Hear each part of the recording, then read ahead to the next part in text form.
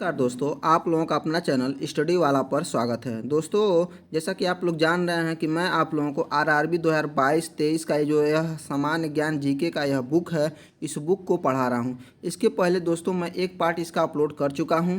जो विद्यार्थी उसको नहीं देखे हैं वो हमारे चैनल स्टडी वाला पे जाके प्लेलिस्ट से देख सकते हैं। आज मैं आप लोगों को सेकंड पार्ट इसका पढ़ाऊंगा। चलिए दोस्तों शुरू करते हैं। दोस्तों, जैसा कि आप लोग जान रहे हैं कि इसका जो फर्स्ट पार्ट है मौर्य वंश के पहले का मैं पढ़ा चुका हूं। आज मैं आप लोगों को मौर्य वंश से पढ़ाना स्टार्ट करूंगा। चलिए दोस्तों शुरू करते हैं। इसमें चलते हैं दोस्तों। इसमें ये आपका मौर्य वंश में आ जाएंगे तो मौर्य वंश का आपका जो पहला क्वेश्चन है दोस्तों, इसको जूम कर लेते हैं। पहला क्वेश्चन है 326 ईसा पूर्व में भारत पर आक्रमण करने के लिए सिकंदर ने सबसे पहले निम्नलिखित में किस नदी को पार किया था। तो किस नदी को पार किया था दोस्तों ने, तो ये हो जाएगा सिंधु नदी को पार किया था। ठीक है, इसके बारे में पढ़ लेते हैं। 326 ईसा पूर्व में सिकंदर ने भारत पर आक्रमण किया। सिंधु नदी को पार करने के बाद वह तक्षशिला की ओर बढ़ा। उसके बाद उन्होंने झेलम और चिनाब नदियों के बीच स्थित पंजाब के शासक राजा पोरस के साथ युद्ध करना चाहा। इस लड़ाई को हाइडेस्पिजीज या झेलम या बितस्ता के युद्ध के नाम से जाना जाता है। इस युद्ध में पोरस की हार हुई थी। ठीक है दोस्तों, अगला क्वेश्चन आपका मध्य प्रदेश में भगवान बुद्ध के सम्मान में सम्राट अशोक द्वारा बनाया गया बौद्ध स्मारक है। तो कौन सा बौद्ध स्मारक है, वह है सांची का स्तूप। कौन सा है, सांची का स्तूप है दोस्तों। इसमें आपके बारे में पढ़ लेते हैं। इसके बारे में जो भी दिया है देखिए, सबसे पहले दिया है सांची का स्तूप का निर्माण सम्राट अशोक के द्वारा 3री सदी ईसा पूर्व में भगवान बुद्ध के सम्मान में करवाया गया था। सांची भारत के मध्य प्रदेश राज्य के रायसेन जिले में बेतवा नदी के तट पर स्थित छोटा सा गांव है। रायसेन जिले में एक अन्य विश्व पर्यटक स्थल भीमबेटका भी है। सांची स्तूप को वर्ष 1989 में यूनेस्को की विश्व विरासत सूची में शामिल किया गया। अगला क्वेश्चन है सांची के स्तूप का निर्माण किसने करवाया था। तो आप देखें हैं अशोक ने करवाया था, वही ऊपर पढ़ा गया है। अगला जो है आपका बौद्ध धर्म से संबंधित प्रख्यात भवन संरचना धामेक स्तूप का मूलतः जो आपसे डस दिया है वंश के शासनकाल के दौरान कराया गया था। तो किस वंश के शासनकाल के दौरान कराया गया था, तो आपका हो जाएगा मौर्य वंश के। इसके बारे में पढ़ लेते हैं। बौद्ध धर्म से संबंधित प्रख्यात भवन संरचना धमेक स्तूप का निर्माण मौर्य वंश के शासनकाल के दौरान किया गया था। धमेक स्तूप उत्तर प्रदेश के सारनाथ में स्थित प्रसिद्ध बौद्ध धार्मिक स्थल है। सारनाथ में भगवान बुद्ध ने अपने शिष्यों को प्रथम उपदेश दिया था। धमेक स्तूप की नींव अशोक ने 249 ईसा पूर्व में रखी थी तथा इसका विस्तार कुषाण काल में हुआ था। यह स्तूप पूर्ण रूप से गुप्त काल में तैयार हुआ। किस में तैयार हुआ था, गुप्त काल के वंश में तैयार हुआ था। ठीक है दोस्तों, आगे चलते हैं।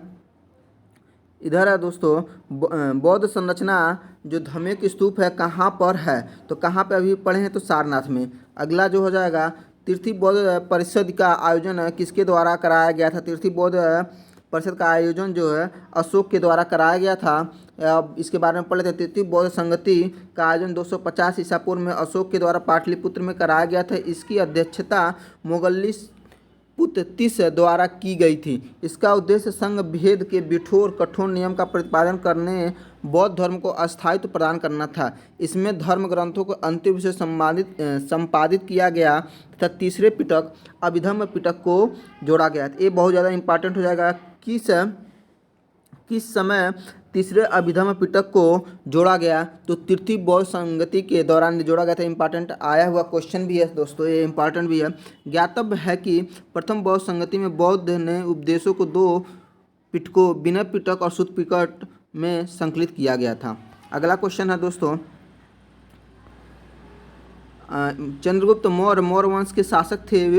भारतीय इतिहास में उनके शासन के बारे में निम्नलिखित में कौन सा कथन सत्य है। तो कौन सा कथन सत्य है, तो अब दोस्तों इसमें देखेंगे तो उन्होंने सिकंदर से मुलाकात की और उसकी सेना में शामिल हुए ताकि मैसेडोनिया युद्ध की कौशल सीख सके। तो ये भी सही है आपका। इसके बारे में इसको और थोड़ा सा रिज्यूम करते हैं दोस्तों। देखिए यहाँ पे, हाँ, अब अगला जो था बैरम खां उनका सबसे अच्छा सहयोगी संरक्षक और मार्गदर्शक था। तो ये गलत हो जाएगा। बैरम खां जो था ये अकबर का संरक्षक था। ठीक है दोस्तों, तो ये आपका गलत। इसमें पूछा कौन सा गलत, यही आपका आंसर हो जाएगा। अगला है चंद्रगुप्त मौर्य को पहले अखिल भारतीय लगभग साम्राज्य का अखिल भारतीय साम्राज्य की स्थापना का श्रेय दिया जाता है, ये सही हो जाएगा। और साम्राज्य के पुरातात्विक कई साक्ष्य कई कस्बों और शहरों के अस्तित्व को दर्शाते हैं, जिसमें ये प्रमुख है राजधानी पाटलिपुत्र है। अब देखिए इसके बारे में पढ़ लिया जाता है। तो मौर्य राजवंश का संस्थापक चंद्रगुप्त मौर्य था। चंद्रगुप्त मौर्य को प्रथम अखिल भारतीय साम्राज्य की स्थापना का श्रेय दिया जाता है। यूनानी राजदूत मेगास्थनीज कृति, जिसकी इंडिका है, चंद्रगुप्त मौर्य के दरबार में आया था। चंद्रगुप्त मौर्य ने जैन धर्मावलंबी था तथा उसने जैन क्रिया संलेखना विधि द्वारा कर्नाटक के श्रवणबेलगोला में अपने प्राण त्याग दिए, जबकि बैरम खां अकबर का संरक्षक था, जो अब मैं आपको पहले ही बता चुका हूँ। ठीक है दोस्तों, इसके बाद अगला देखते हैं दोस्तों। अशोक तर्क सिद्धि के रूप में प्रारंभिक भारत के सबसे पहले प्रसिद्ध शासक थे, जिसने कलिंग पर विजय प्राप्त की। वे के पोते थे, मतलब किसके पोते थे, तो आपका आंसर हो जाएगा चंद्रगुप्त मौर्य के यह पोते थे। ठीक है, चंद्रगुप्त मौर्य के पोते थे और बिंदुसार के लड़के थे। इसके बारे में पढ़ लेते हैं। तो कलिंग का प्रख्यात युद्ध सम्राट अशोक और कलिंग के राजा के बीच में 261 ईसा पूर्व में लड़ा गया था। सम्राट अशोक मौर्य वंश के शासक बिंदुसार के पुत्र थे और चंद्रगुप्त मौर्य के पोते थे। इस युद्ध का वर्णन सम्राट अशोक के 13वें शिलालेख में, किस शिलालेख में है, 13वें शिलालेख में है। और सम्राट अशोक के राज्याभिषेक के 8वें वर्ष यह युद्ध लड़ा गया था। ठीक है दोस्तों, आगे चलते हैं। अगला है आपका ऐतिहासिक ग्रांड ट्रंक रोड का निर्माण कई शासकों द्वारा कराया गया था। मौर्य वंश के शासन काल के दौरान इसे क्या कहा जाता था, इसे कहा जाता था उत्तरापथ। क्या उत्तरापथ कहा जाता था, इसके बारे में पढ़ते हैं। इस सड़क को उत्तरापथ के नाम से जाना जाता था। यह मार्ग गंगा नदी के किनारे से होते हुए गंगा के मैदान के पार पंजाब के रास्ते तक्षशिला को जाता था। 8 चरणों से निर्मित यह राजमार्ग पेशावर, तक्षशिला, हस्तिनापुर, कन्नौज, प्रयाग, पाटलिपुत्र, ताम्रलिप्त के शहरों को जोड़ता था। मुगल काल के बारे में देखेंगे तो मौर्य वंश के बाद इस मार्ग में तब बड़ा बदलाव हुआ जब इस मार्ग का ज़्यादातर भाग शेरशाह सूरी द्वारा नए सिरे से पुनर्निर्मित कराया गया। सासाराम अपने गृह नगर के साथ आगरा तथा अपनी राजधानी को जोड़ना। शेरशाह के देहांत के बाद इस सड़क का नाम सड़क-ए-आजम उसके नाम पर समर्पित कर दिया गया। इसके बाद मुगल शासकों ने इसे पश्चिम में खैबर दर्रे के पार कर काबुल तक और पूर्व में बंगाल के चटगांव बंदरगाह तक बढ़ाया। और जो अंग्रेजों के काल के देख लेंगे तो 17वीं सदी के इस मार्ग का ब्रिटिश शासकों ने पुनर्निर्माण करा और इसका नाम बदलकर ग्रैंड ट्रंक रोड कर दिया। इसके बाद आगे देखते हैं दोस्तों। अगला है आपका कलिंग युद्ध की हिंसा को देखकर प्रतिशोध लेने की सोच रखने वाले सम्राट अशोक का हृदय परिवर्तन हुआ और एक स्थिरचित्त और शांतिप्रिय सम्राट और के अनुयायी बने थे। किसके अनुयायी बन गए थे, तो बौद्ध धर्म के अनुयायी बन गए थे। ठीक, कलिंग युद्ध की हिंसा को देखकर प्रतिशोध की सोच रखने वाले सम्राट अशोक का हृदय परिवर्तन हुआ और वे एक स्थिरचित्त शांतिप्रिय सम्राट और बौद्ध धर्म के अनुयायी बन गए थे। चंद्रगुप्त मौर्य के गुरु कौन थे, चंद्रगुप्त मौर्य के गुरु जो थे विष्णुगुप्त थे। कौन थे, विष्णुगुप्त थे। चंद्रगुप्त मौर्य के गुरु विष्णुगुप्त एक अन्य नाम चाणक्य और कौटिल्य थे। चंद्रगुप्त मौर्य ने भारत में मौर्य साम्राज्य की स्थापना की थी। यह पूरे भारत को एक साम्राज्य के अधीन लाने में सफल रहा। अगला है उदयन ने मगध की राजधानी को किस शहर से हटाकर पाटलिपुत्र स्थानांतरित किया, तो पाटलिपुत्र किसने किया, तो किस शहर को हटा के पाटलिपुत्र में किया, तो आपका था पहले राजगीर हुआ करता था, बाद में उसको हटाकर राजधानी को परिवर्तित किया और पाटलिपुत्र कर दिया। इसके बारे में देख लेते हैं दोस्तों। उदयन जो इसका शासनकाल था 461 से लेकर 445 ईसा पूर्व तक अपने पिता अजातशत्रु हर्यक वंश की हत्या कर, किस वंश से था, तो हर्यक वंश से था कि हत्या कर उसने मगध का शासक बना। पुराणों एवं जन ग्रंथों का अनुसार उदयन गंगा और सोन नदियों के संगम पर पाटलिपुत्र नामक नगर की स्थापना की तथा उसे राजगीर के स्थान पर अपनी राजधानी बनाया। यह जन धर्मावलंबी शासक था। अगला जो है निम्नलिखित में कौन सा पुस्तक मेगास्थनीज ने लिखी है, तो अभी ऊपर एक पढ़े हम लोग, तो मेगास्थनीज जो है लिखा था इंडिका। अब इसके बारे में पढ़ लेते हैं। मेगास्थनीज चंद्रगुप्त मौर्य के दरबार में आया था वह सेल्यूकस निकेटर का राजदूत था। उसने अपनी पुस्तक इंडिका में मौर्य युगीन समाज और संस्कृति के विषय में लिखा। और इसके अलावा जो हर्ष चरित है वो किसके द्वारा लिखा गया? बाणभट्ट के द्वारा। अमाल विकाग्निमित्र जो है कालिदास की पुस्तक है। अगला क्वेश्चन है दोस्तों, अशोक के प्राचीनतम अभिलेख निम्न में किस लिपि में लिखे गए हैं? तो ब्राह्मी लिपि में लिखे गए हैं अभिलेख। ठीक है, अशोक के प्राप्त प्राचीनतम अभिलेख ब्राह्मी लिपि में लिखे गए थे। अभी तक अशोक के कुल 40 अभिलेख प्राप्त हो चुके हैं। सर्वप्रथम 1836 में जेम प्रिंसेस नामक विद्वान ने अशोक के अभिलेख को पढ़ने में सफलता हासिल की थी। शहबाजगढ़ी और मानसेहरा के अभिलेख खरोष्ठी लिपि में एवं तक्षशिला और लघमान अफगानिस्तान अभिलेख अरमाइक एवं ग्रीक लिपि में उत्कीर्ण हैं। इसके अतिरिक्त अशोक के समस्त शिलालेख, लघु शिला, स्तंभ लेख एवं लघु लेख ब्राह्मी लिपि में उत्कीर्ण है। मतलब कि केवल आपका ये जान जाइए कि जो शहबाजगढ़ी और मानसेहरा का अभिलेख है इसको ज़्यादा इम्पॉर्टेंट है, इसको हम क्लिक कर बता दे रहे हैं। देखिए यहाँ पे शहबाजगढ़ी और मानसेहरा का जो अभिलेख है ये किस लिपि में है? तो खरोष्ठी लिपि में, ये ज़्यादा इम्पॉर्टेंट है। उसके अलावा जितने इसकी जो अभिलेख थे ये सारे अभिलेख अधिकतर ब्राह्मी लिपि में लिखे गए हैं अशोक के। इसके बाद अगला है, इनमें से किसने मौर्य प्रशासन में अध्यक्षों को विभिन्न विभागों के अधीक्षकों के रूप में उल्लेखित किया है? तो किया है कौटिल्य ने। ठीक, चाणक्य, विष्णुगुप्त, कौटिल्य मौर्य सम्राट, चंद्रगुप्त मौर्य के प्रधानमंत्री थे। तक्षशिला विश्वविद्यालय के आचार्य थे। इनके द्वारा रचित अर्थशास्त्र, राजनीति और अर्थनीति आदि का महान ग्रंथ है। इस पुस्तक में कौटिल्य ने मौर्य प्रशासन में अध्यक्षों को विभिन्न विभागों के अधीक्षक के रूप में उल्लेखित किया है। इंडिका मेगास्थनीज द्वारा रचित एक पुस्तक है। इसका संबंध भी मौर्य काल से है। अगला है, सम्राट अशोक ने बौद्ध धर्म के आदर्शों के प्रचार करने के लिए धर्म पर प्रचारकों के दूर दराज के स्थानों पर भेजा ताकि वे लोग भगवान बुद्ध की शिक्षाओं द्वारा अपने जीवन को प्रेरित कर सके। इन धर्म प्रचारकों में उनका पुत्र एवं पुत्री भी शामिल थे। तो पुत्र और पुत्री कौन है इनके? तो पुत्र आपके महेंद्र हैं, पुत्री का नाम था संघमित्रा। तो आपका ऑप्शन नंबर सी सही हो जाएगा। अगला देखते हैं दोस्तों इसमें, तो सम्राट अशोक ने बौद्ध धर्म के आदर्शों के प्रचार के लिए धर्म प्रचारकों और दूर दराज के स्थानों पर भेजा ताकि लोग भगवान बुद्ध की शिक्षाओं द्वारा अपने जीवन का उद्धार कर सकें। इसने बौद्ध धर्म के प्रचार और प्रसार के लिए अपने पुत्र महेंद्र, पुत्री संघमित्रा को श्रीलंका भेजा। सम्राट अशोक का नाम देवानाम प्रिय है। उनका शासनकाल 273 से लेकर 232 ईसा पूर्व तक था। अगला जो है, निम्नलिखित में कौन सा राजा संघमित्रा और महेंद्र वर्मन के पिता थे? तो संघमित्रा और महेंद्र वर्मन के पिता जो थे वो थे अशोक।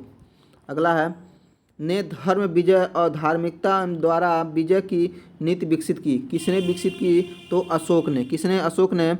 मौर्य राजवंश के चक्रवर्ती सम्राट अशोक ने अखंड भारत पर शासन किया। अशोक ने धर्म विजय और धार्मिकता द्वारा विजय की नीति विकसित की और बौद्ध धर्म का प्रचार प्रसार किया। अगला जो है आपका दोस्तों, अशोक के शासनकाल के सबसे महत्वपूर्ण घटना कलिंग आधुनिक युग में पर विजय थी। कलिंग जो आधुनिक युग में उड़ीसा पे विजय थी। जो कलिंग का आधुनिक नाम जिसे कह सकते हैं वह उड़ीसा है। तो उड़ीसा पे विजय थी जो उनके जीवन का एक महत्वपूर्ण परिवर्तन सिद्ध हुआ था। कौन सा हो जाएगा? कलिंग, उड़ीसा के नाम से। इसके बारे में देख लेते हैं।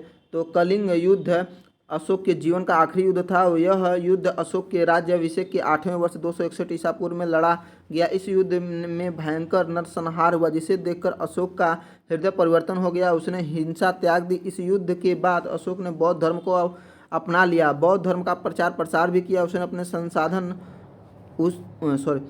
अपने संसाधन प्रजा की भलाई में लगा दिए तथा धर्म की स्थापना की। आधुनिक युग में कलिंग को उड़ीसा के नाम से जाना जाता है। ठीक है। अगला है, अशोक ने युद्ध के बाद बौद्ध उपदेशों को अपना लिया। तो किस युद्ध के बाद? तो कलिंग के युद्ध के बाद। प्रसिद्ध कलिंग के युद्ध ने सम्राट अशोक को युद्ध छोड़ने के लिए और बौद्ध धर्म अपनाने के लिए प्रेरित किया था। वह युद्ध उड़ीसा में कब लड़ा गया था? तो वह लड़ा गया था 261 बीसी में। ठीक है, 261 बीसी में। इसके बारे में देख लेते हैं। तो भारतीय इतिहास में कलिंग के युद्ध का प्रमुख स्थान है। यह युद्ध महान सम्राट अशोक ने 261 ईसा पूर्व में लड़ा था जिसमें सम्राट अशोक विजयी हुए। कलिंग युद्ध का वर्णन एवं अशोक के हृदय परिवर्तन की बात अशोक के 13वें शिलालेख में वर्णित है। किस अभिलेख में शिलालेख में? तो 13वें शिलालेख में वर्णित है। अगला है, अशोक ने किस शिलालेख में कलिंग युद्ध में अशोक की विजय का उल्लेख किया गया है? तो 13वें, अभी जस्ट ऊपर पढ़ा गया। तो 13वें शिलालेख में कलिंग युद्ध के विषय में विशेष जानकारी प्राप्त होती है। कलिंग युद्ध में नरसंहार से विचलित होकर अशोक ने युद्ध नीति की ये सदा त्याग दिया। अगला है, चंद्रगुप्त का पुत्र मौर्य साम्राज्य के सिंहासन पर बैठने वाला दूसरा शासक था। तो चंद्रगुप्त का पुत्र का क्या नाम था? तो बिंदुसार था। तो चंद्रगुप्त का पुत्र जो था बिंदुसार 298 से 273 ईसा पूर्व मौर्य साम्राज्य के सिंहासन पर बैठने वाला दूसरा शासक था। बिंदुसार आजीवक संप्रदाय का अनुयायी था। वायु पुराण में इसे भद्रचार या वारिसार कहा गया है।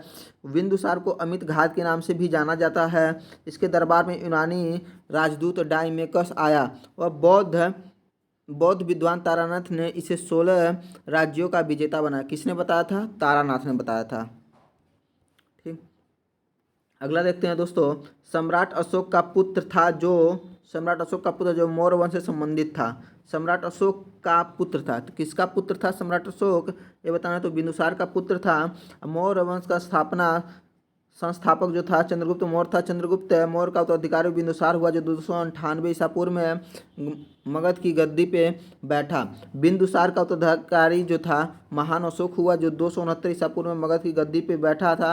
राजगद्दी पे बैठते ही अशोक जो था ये अवंती का राज्यपाल था। जिसमें वो राजगद्दी पे बैठा उस समय वो अवंती का राज्यपाल था। सम्राट अशोक किसके उत्तराधिकारी थे? तो वह बिंदुसार के उत्तराधिकारी थे। जो था यहाँ पे लिखा भी गया है, सुसीम जो था मौर्य शासक बिंदुसार का श्रेष्ठ पुत्र तथा अशोक का सौतेला भाई था।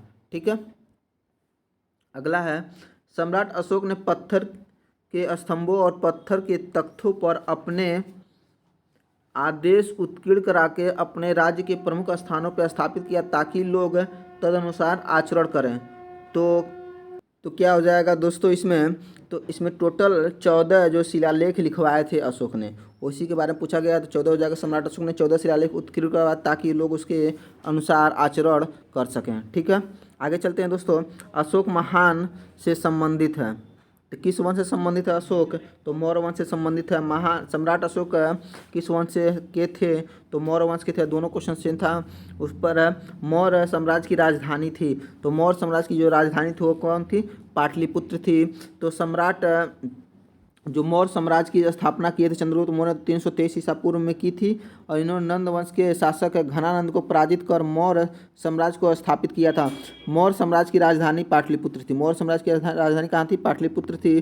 कौटिल्य के अर्थशास्त्र में हमें प्रशासन के बारे में जानकारी मिलती है। तो किसके प्रशासन के बारे में? तो मौर्य वंश के प्रशासन के बारे में जानकारी मिलती है।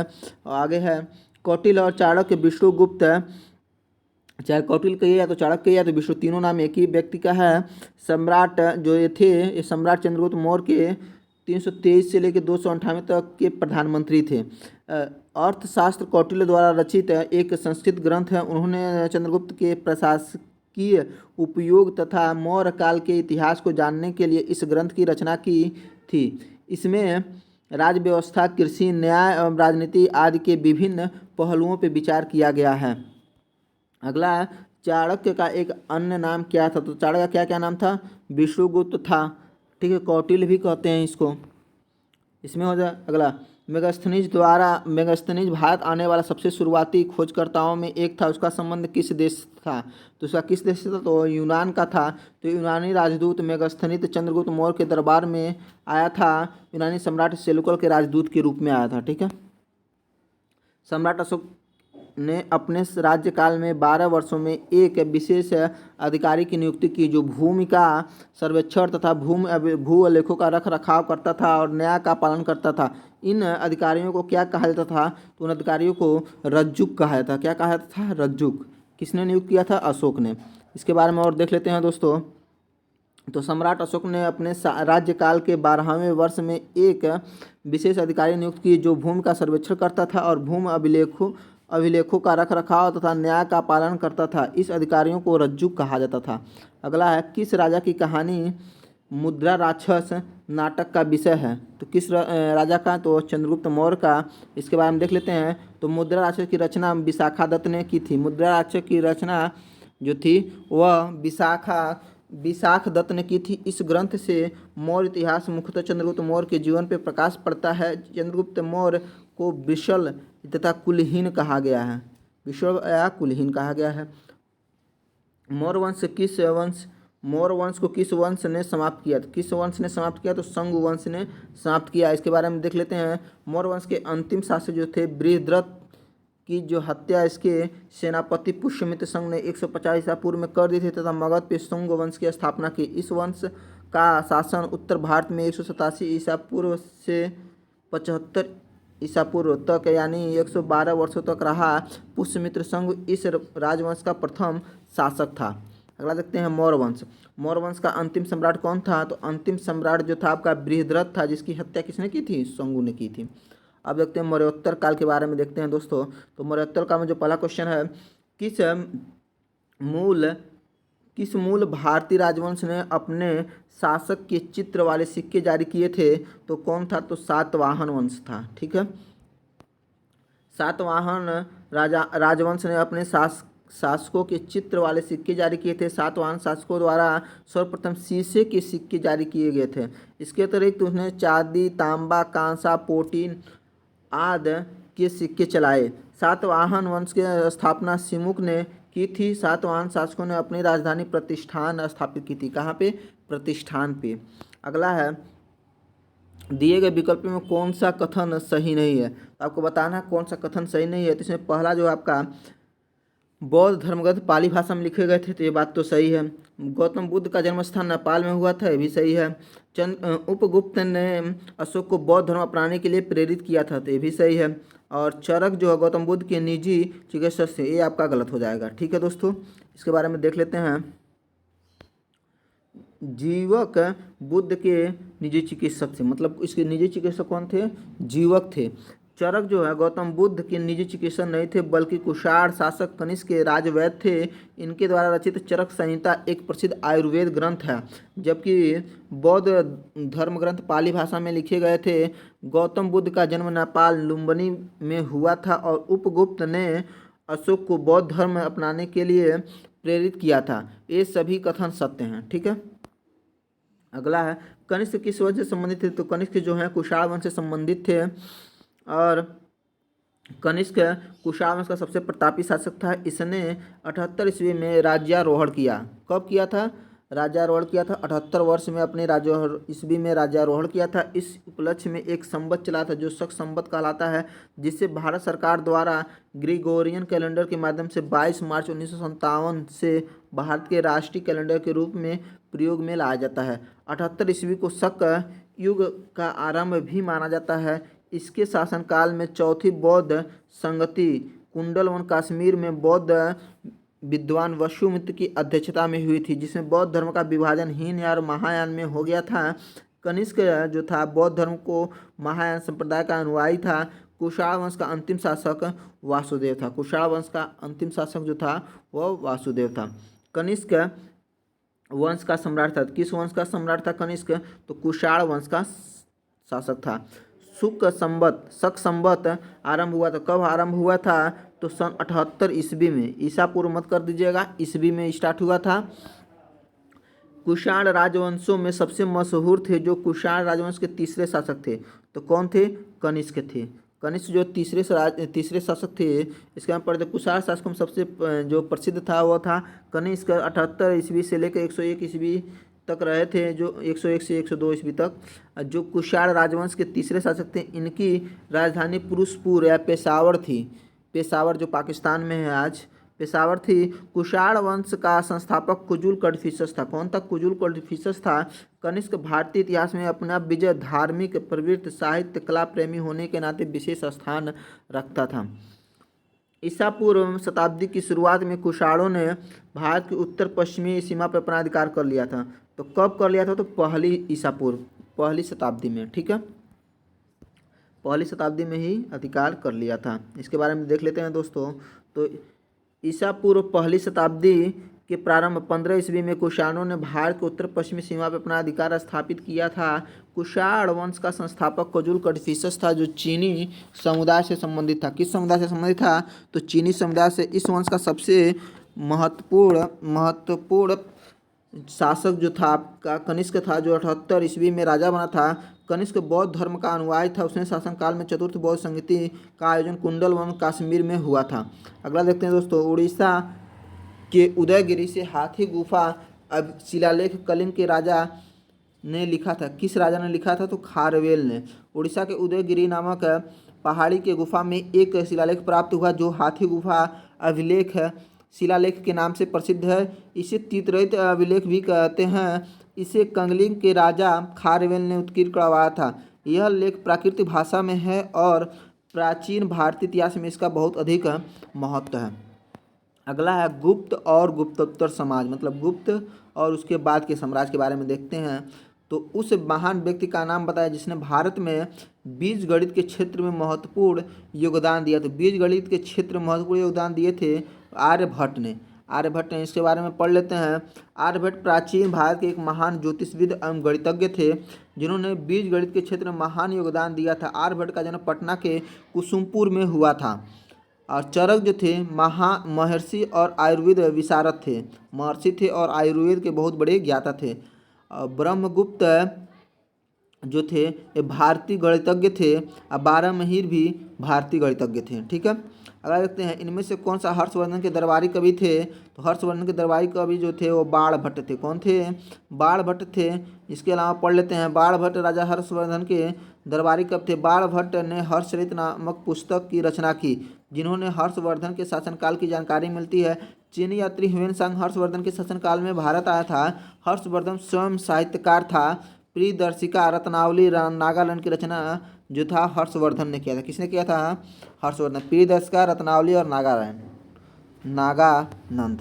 अगला देखते हैं यार दोस्तों, चीनी यात्री ह्वेनसांग किसके शासनकाल में आया था? तो किसके शासन अभी ऊपर पढ़े हैं, हर्षवर्धन के शासनकाल में आया था। अगला देखते हैं दोस्तों, ह्वेनसांग जो था हर्षवर्धन के शासनकाल में भारत आया था। ह्वेनसांग 629 ईस्वी में चीन से भारत के लिए प्रस्थान किया था। भारत से वह 645 ईस्वी में चीन लौट गया। वह नालंदा विश्वविद्यालय में अध्ययन करने तथा भारत के बौद्ध ग्रंथों को संग्रह करने के लिए आया था। इसका वृत्तांत सुयुकी नाम से प्रसिद्ध है। ध्यातव्य है कि ह्वेनसांग के अध्ययन के समय नालंदा विश्वविद्यालय के कुलपति आचार्यशील भद्र थे। उसमें कुलपति कौन थे? आचार्यशील भद्र थे। एक चीनी बौद्ध भिक्षु था जिसने नालंदा बौद्ध शास्त्रों का अध्ययन किया था और 627 से लेकर 643 ईस्वी तक भारत की 17 वर्ष की लंबी यात्रा के लिए प्रसिद्ध है। तो वो आपका हो जाएगा कौन सा? ह्वेनसांग। कौन आया था? अभी इसके जस्ट ऊपर पढ़े हैं आप, ह्वेनसांग। इसके बाद इनमें से कौन सा हर्षवर्धन के शासनकाल में भारत आया था? तो हो जाएगा ह्वेनसांग। अगला देखेंगे, इनमें से कौन चीनी यात्री नालंदा और छात्र और शिक्षक दोनों के रूप में रहा था? तो कौन हो जाएगा? ह्वेनसांग हो जाएगा। इसके बारे में भी जस्ट ऊपर पढ़ा ही गया है। बाणभट्ट किस राजा के दरबारी कवि थे? तो किस राजा के दरबारी कवि थे? तो हर्षवर्धन के दरबारी कवि थे। इनके बारे में पढ़ लेते हैं। बाणभट्ट 7वीं शताब्दी के संस्कृत गद्य लेखक और कवि थे। ये राजा हर्षवर्धन के दरबारी कवि थे। ये दो प्रमुख ग्रंथ हर्षचरित और कादम्बरी हैं। इनके दोनों ग्रंथ संस्कृत साहित्य के महत्वपूर्ण ग्रंथ माने जाते हैं। ठीक है, अगला निम्नलिखित में से कौन से चंद्रगुप्त द्वितीय के 9 रत्नों में से एक हैं? तो 9 रत्नों में से एक जो है आपके बारहमीर हैं। इसके अलावा ये तीनों जो हैं ये चंद्रगुप्त द्वितीय के 9 रत्नों नहीं है। अब इनके बारे में देख लेते, जो 9 रत्न उनको भी पढ़ते हैं। तो चंद्रगुप्त द्वितीय को विक्रमादित्य के नाम से जाना जाता है। उन्होंने 375 से 415 ईस्वी तक भारत में शासन किया था। गुप्त साम्राज्य जो है गुप्त साम्राज्य का यह समय भारत का स्वर्णिम युग भी कहा जाता है। चंद्रगुप्त ने गुप्त संवत की शुरुआत की थी। सांची अभिलेख में उसे देवराज कहा गया है। चंद्रगुप्त के दरबार में 9 रत्न निवास करते थे, जिनमें से कालिदास हो गए। उसके बाद बारहमीर हैं, धन्वंतर हैं, घटकपर हैं, शंकु हैं, अमर सिंह हैं, बेताल भट्ट हैं, छपड़क हैं, वररुचि थे। ठीक है, ये टोटल जो थे इनके 9 रत्न थे। इसके बाद आगे देखते हैं दोस्तों, इसमें से किसे भारत के नोपोलियन के नाम से जाना जाता है? तो हैं आपके समुद्रगुप्त हो जाएंगे इसमें। इसके बाद इनके बारे में पढ़ते हैं। चंद्रगुप्त के पुत्र थे। चंद्रगुप्त प्रथम के पुत्र थे। वह गुप्त वंश का एक महान योद्धा था और कुशल सेनापति थे। समुद्रगुप्त की विजय का कहा इतिहास का इनसे विसेंट स्मिथ ने इसने अपनी पुस्तक में अर्ली हिस्ट्री ऑफ इंडिया में समुद्रगुप्त को भारत का नेपोलियन कहा था। उपलब्धियां हम देखेंगे तो इनको क्या क्या उपाधियां मिली थी। तो पराक्रमांक मिला था, अप्रतिरथ मिला था, सर्वराजो छित्ता मिला था, लिच्छवी दहित्र मिला था आदि जो थे समुद्रगुप्त की उपलब्धियां हैं। ठीक, इसके बाद देखते हैं प्राचीन भारतीय इतिहास के बारे में सबसे महत्वपूर्ण शासकों में एक चंद्रगुप्त द्वितीय की पुत्री का नाम बताइए। तो चंद्रगुप्त द्वितीय की पुत्री का जो नाम था वो था प्रभावती गुप्त। प्रभावती गुप्त था। पढ़ लेते हैं इनके बारे में। तो चंद्रगुप्त द्वितीय जो थे 375 ईस्वी से 415 ईस्वी गुप्त वंश का एक महान शक्तिशाली राजा था। इनके वैवाहिक संबंध और विजय दोनों तरह से साम्राज्य की सीमा का विस्तार किया था। इनके वैवाहिक नीति को इसमें दो पड़ोसी राज नागाओं और वाकाटक के खिलाफ निर्देशित किया। इन दो शक्तियों को जीतना चंद्रगुप्त द्वितीय के लिए बहुत आवश्यक था ताकि शक क्षत्रपों के वश में किया जा सके। सबसे पहले चंद्रगुप्त ने नाग राजकुमारी कुबेर नागा से शादी की और इनको मित्र बनाया तथा चंद्रगुप्त अपनी बेटी प्रभावती गुप्त का विवाह महाराष्ट्र के वाकाटक शासक रुद्रसेन द्वितीय से किया। इस तरह से वह महाराष्ट्र और मध्य भारत में अपनी शक्ति को मजबूत किया। अगला देखते हैं दोस्तों, विक्रमादित्य किस प्रसिद्ध गुप्त शासक का एक अन्य नाम है। तो किसका नाम है विक्रमादित्य, तो आपको बताना। तो चंद्रगुप्त द्वितीय को विक्रमादित्य द्वितीय के नाम से जाना जाता है। चंद्रगुप्त द्वितीय को विक्रमादित्य के नाम से जाना जाता है। चंद्रगुप्त द्वितीय जिसके संस्कृत में विक्रमादित्य या चंद्रगुप्त विक्रमादित्य के नाम से जाना जाता है, गुप्त वंश के एक शक्तिशाली सम्राट थे। चंद्रगुप्त द्वितीय विक्रमादित्य समुद्रगुप्त के उत्तराधिकारी थे। किसके उत्तराधिकारी थे? समुद्रगुप्त के उत्तराधिकारी थे। इसके शासनकाल में चीनी बौद्ध यात्री फयान आया था। कौन आया था? फयान आया था। इंपॉर्टेंट क्वेश्चन है, फयान आया था इनके शासनकाल में। किसके शासनकाल में? तो विक्रमादित्य। ठीक है,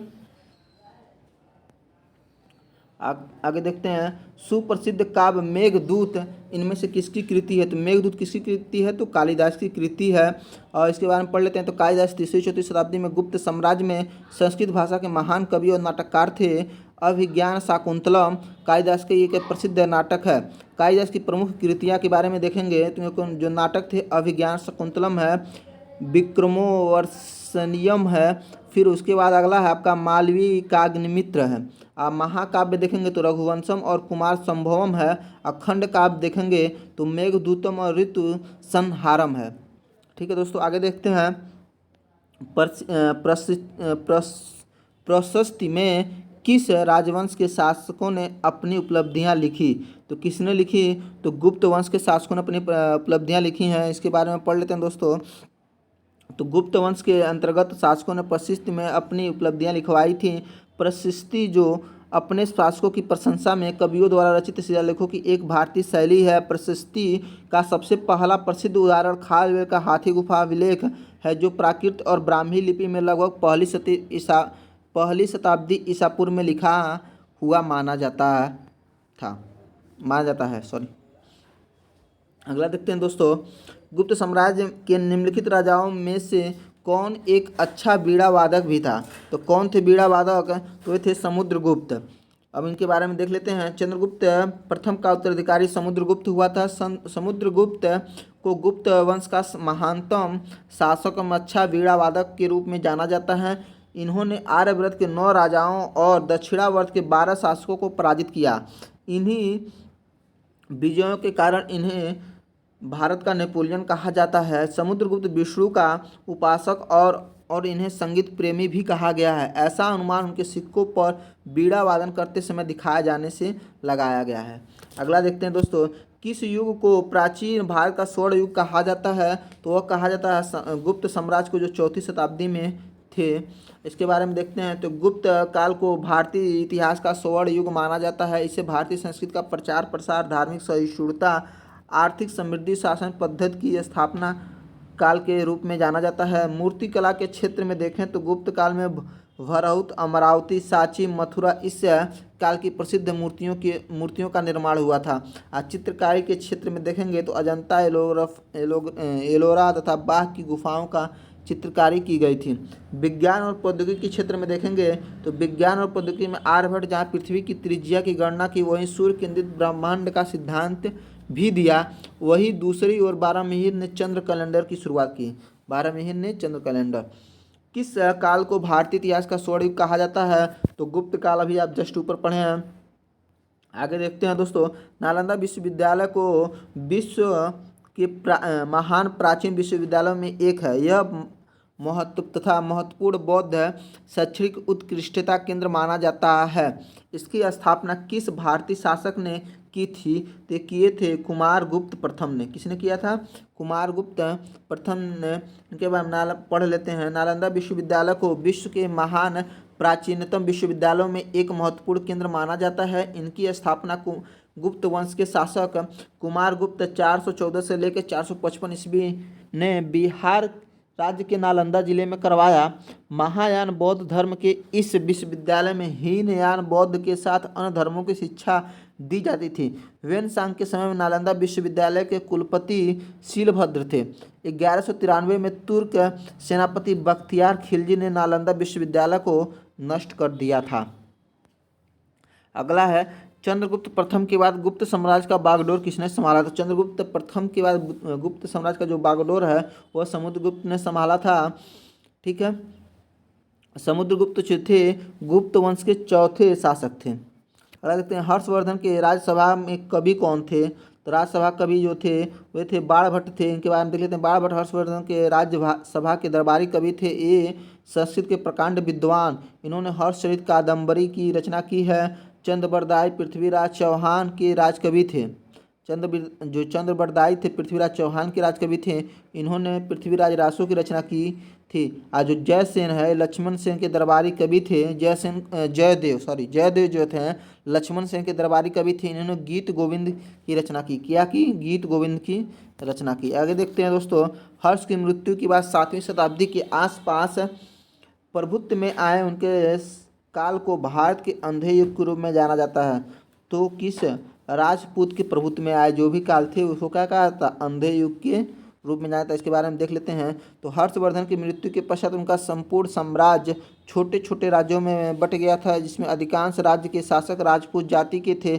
7वीं से 12वीं सदी तक भारतीय इतिहास में राजपूत युग के नाम से जाना जाती है। हर्ष की मृत्यु के बाद राजपूतों में गुर्जर, प्रतिहार, पाल, राष्ट्रकूट में त्रिकोणी संघर्ष हुआ, जिसमें गुर्जर प्रतिहार वंश विजयी हुए और कन्नौज पे उनका आधिपत्य हुआ।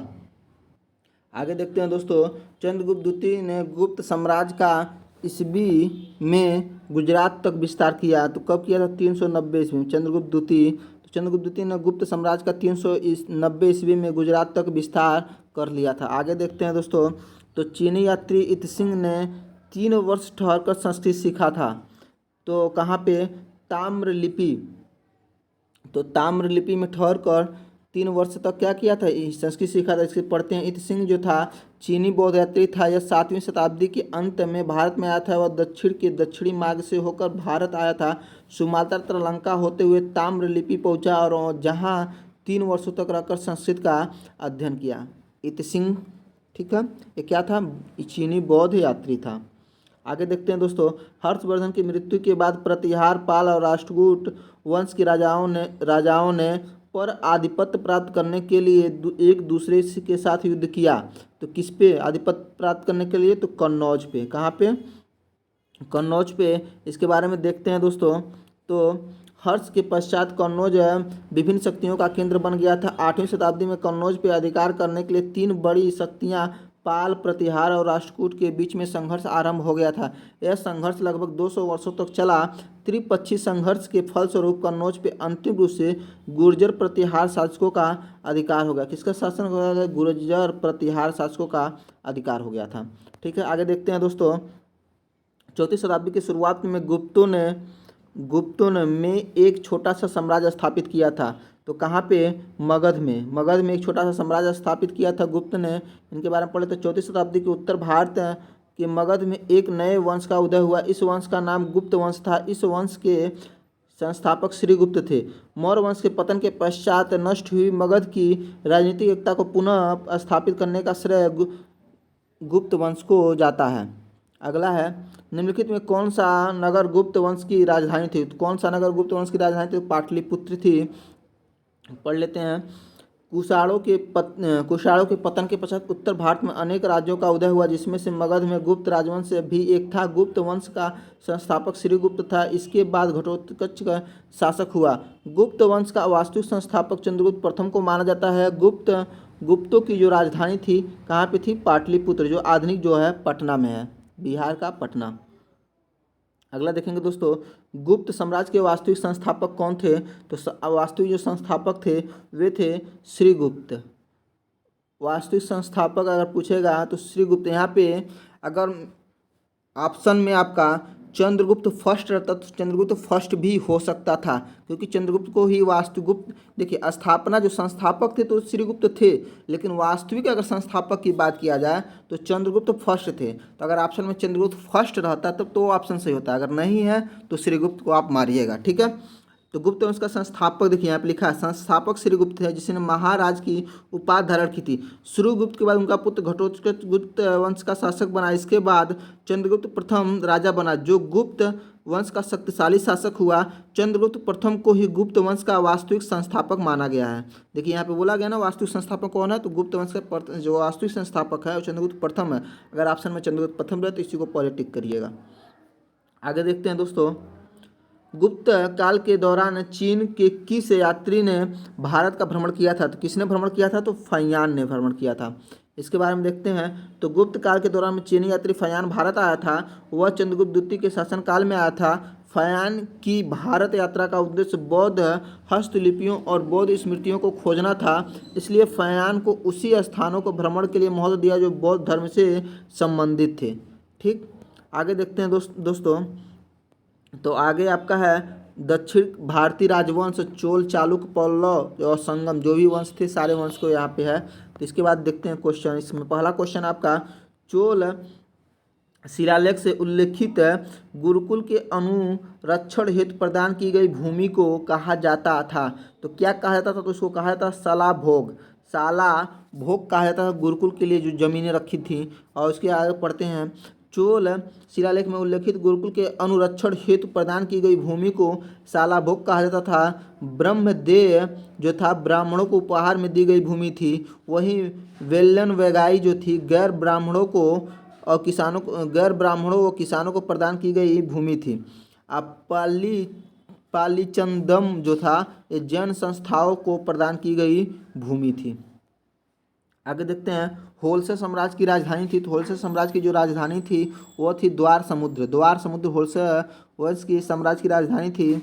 इसका देखेंगे तो होलसेल जो यादवों के वंशज थे तथा वे चोल तथा पश्चिमी चालुक्यों के सामंत थे। एक कर्नाटक एक छोटे से भाग पर शासन करते थे। होलसेल की स्थापना विष्णुवर्धन ने की थी। विष्णु बोल रहे हैं, विष्णुवर्धन ने की थी। इसकी राजधानी द्वार समुद्र थी। क्या थी राजधानी? द्वार समुद्र। विष्णुवर्धन इसके संस्थापक थे होलसेल वंश की। ठीक है, और राजधानी द्वार समुद्र। अगला देखेंगे दोस्तों, निम्नलिखित दिए गए विकल्पों में से किस राजवंश ने दक्षिण पूर्व एशिया में शिपिंग उद्यम स्थापित किए? तो शिपिंग उद्यम जो स्थापित किए थे तो चोल वंश ने किए थे।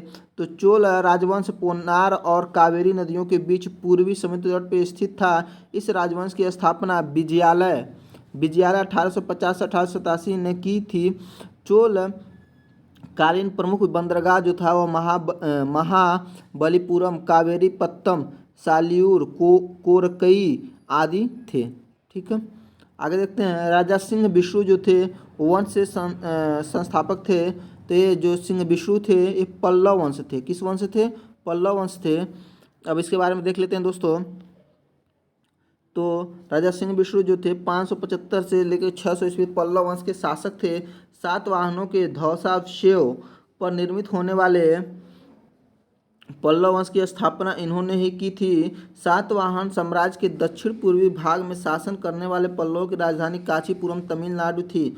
उल्लेखनीय है कि संस्कृत भाषा के प्रसिद्ध कवि व किरातार्जुनम के रचयिता भारवी सिंह विष्णु के दरबार में रहते थे। ठीक, आगे देखते हैं। पुलकेशिन प्रथम और पुलकेशिन द्वितीय नामक शासक संबंधित थे। किससे संबंधित थे? तो ये थे चालुक्य से संबंधित थे। जो पुलकेशिन प्रथम था और पुलकेशिन द्वितीय, दोनों शासक चालुक्य वंश से संबंधित थे। इसके बाद देखते हैं, वातापी के चालुक्य की राजधानी जयसिंह ने की थी। वातापी के चालुक्य वंश की स्थापना राजा जयसिंह ने की थी। इसकी राजधानी वातापी बीजापुर के निकट थी। इस वंश का प्रमुख शासक थे पुलकेशिन प्रथम, कीर्तिवर्मन, पुलकेशिन द्वितीय, विक्रमादित्य, विजयादित्य। इन सब में से सबसे प्रतापी जो राजा था वो पुलकेशिन द्वितीय था। पुलकेशिन द्वितीय ने हर्षवर्धन को हराकर परमेश्वर की उपाधि धारण की थी। इसने दक्षिणा पथेश्वर की उपाधि धारण की थी। वातापी के चालुक्य वंश का अंतिम जो राजा था वो कीर्तिवर्मन द्वितीय था। इसे दंती दुर्ग ने परास्त कर राष्ट्रकूट वंश की स्थापना की। किसने पराजित किया था कीर्तिवर्मन को? दंती दुर्ग ने। और किस वंश की स्थापना की? तो राष्ट्रकूट वंश का। तो पुलकेशिन द्वितीय के किस राजवंश का सर्वाधिक प्रख्यात शासक था? तो किस वंश का सर्वाधिक प्रख्यात शासक था पुलकेशिन द्वितीय? तो आपका हो जाएगा चालुक्य वंश का। चालुक्य वंश का सबसे प्रख्यात शासक था पुलकेशिन द्वितीय। इसके बारे में पढ़े तो पुलकेशिन द्वितीय वातापी के चालुक्य वंश का सबसे प्रतापी शासक था। यह कीर्तिवर्मन प्रथम का पुत्र था। पुलकेशिन द्वितीय के युद्ध और विजयों के विषय में जानकारी ऐहोल अभिलेख से मिलती है। इसकी रचना उसके समकालीन कवि रवि कीर्ति ने की थी। जो समकालीन जो कवि थे रवि कीर्ति, उन्होंने की है। पुलकेशिन द्वितीय ने हर्षवर्धन को नर्मदा नदी के तट पर हराकर संपूर्ण दक्षिण भारत को अपने नियंत्रण में कर लिया। हर्षवर्धन को पराजय करने के पश्चात पुलकेशिन द्वितीय ने अपना दूसरा नाम परमेश्वर रखा। लोहनेर अभिलेख में पुलकेशिन द्वितीय को पूर्व पश्चिम पयोधी का स्वामी कहा गया है। इस अभिलेख में इसे परम भागवत कहा है। परम भागवत किस अभिलेख में कहा है? तो जो आपका लोहनेर अभिलेख है इसमें इसको परम भागवत की उपाधि से दी गई है। ठीक है दोस्तों, आगे देखते हैं। 7वीं और 8वीं सदी में 7वीं और 8वीं में बहुत शक्तिशाली हो गए और कांचीपुरम उनकी राजधानी थी। किसकी? पल्लवों की। पल्लवों की राजधानी कहाँ थी? कांचीपुरम।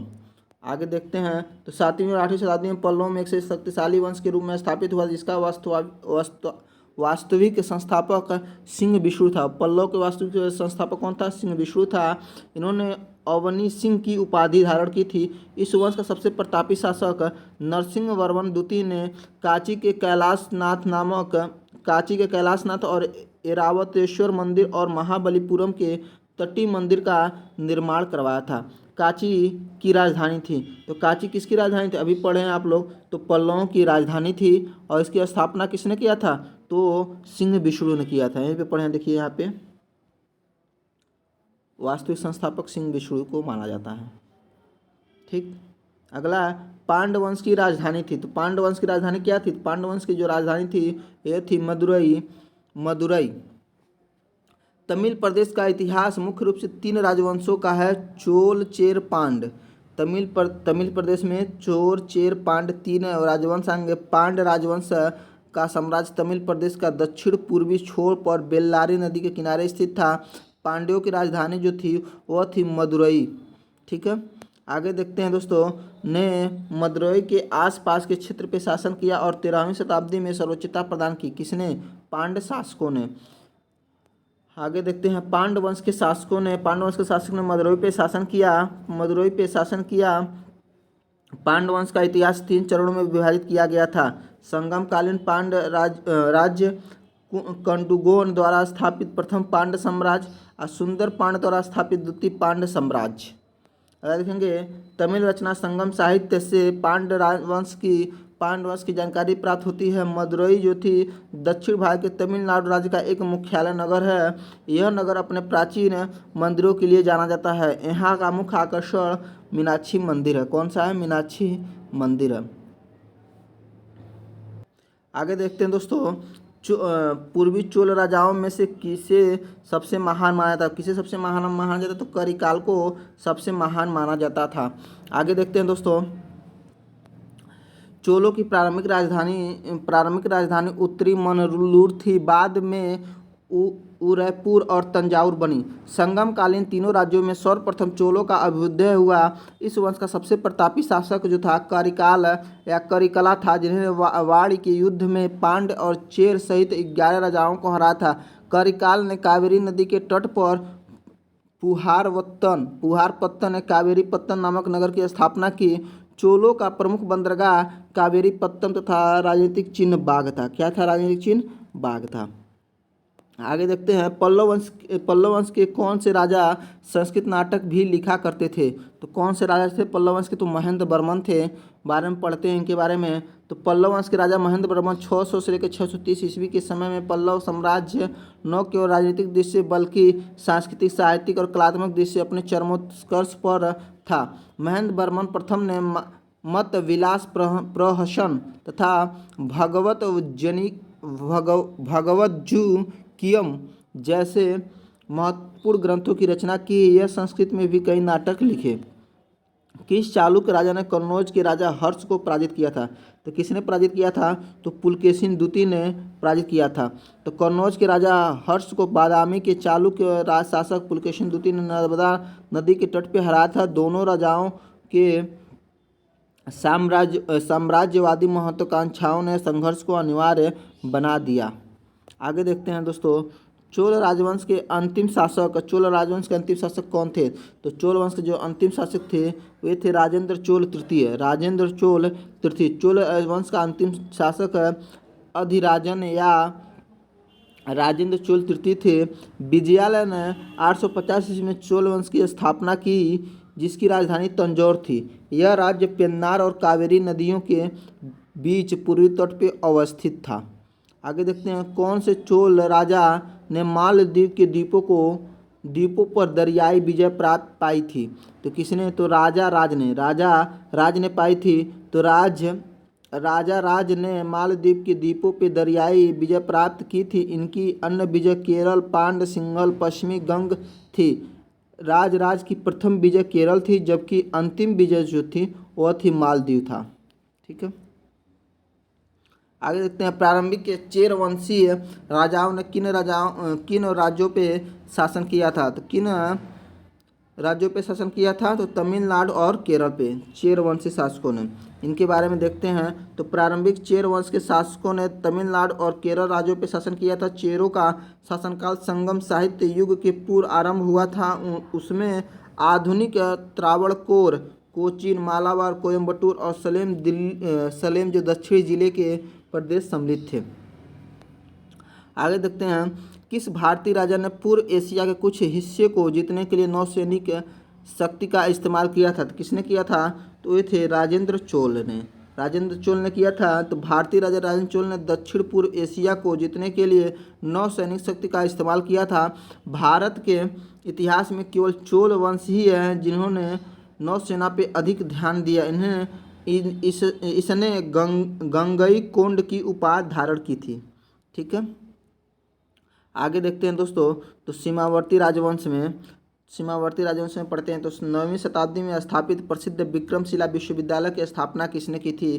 तो विक्रमशिला विश्वविद्यालय की स्थापना किया थे गोपाल ने।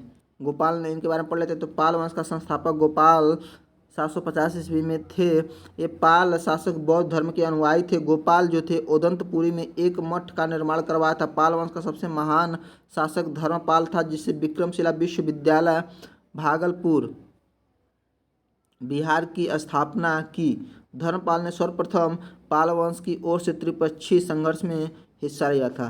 तो पूछ लिया जाए कि आपका ये विश्वविद्यालय जो विक्रमशिला विश्वविद्यालय था किसने स्थापना किया था?